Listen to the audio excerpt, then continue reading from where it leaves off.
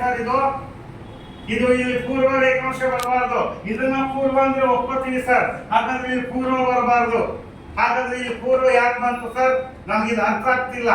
Clear information ಕೊಡಿ ಅಂತ ಅಂದಾಗ ಸ್ನೇಹಿತರೆ, ನಾವು ಜಗತ್ತಿನ ಯಾವುದೇ ಭಾರತ, ಕರ್ನಾಟಕ, ಯಾವುದೇ ಖಂಡ, ಜಿಲ್ಲೆ, ತಾಲೂಕು, ಹೋಬಳಿ, ಗಲ್ಲಿ, ಓಣಿ, ಸಂದರಿ, ಬಂದರಿ ಬೇಕಾದ ಓದುವಾಗ ರೇಖಾಂಶ ಅಕ್ಷಾಂಶಗಳಂತ ಬಂದಾಗ ಪ್ರಪಂಚದ ಭೂಪಟವನ್ನು ಪರಿಗಣಿಸಿ ಓದಬೇಕು.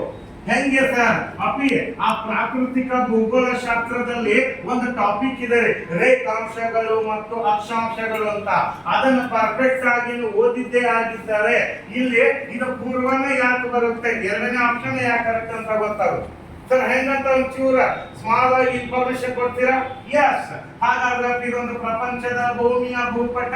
ಇದನ್ನು ನಾವು 0 ಡಿಗ್ರಿ GMT ಅಂತ ಕರಿತೀವಿ, ಆಯ್ತಾ? ಹಾಗಾದ್ರೆ ಈ ಕಡೆ 180 ರೇಖಾಂಶಗಳಿವೆ, ಈ ಕಡೆ 180 ರೇಖಾಂಶಗಳಿವೆ.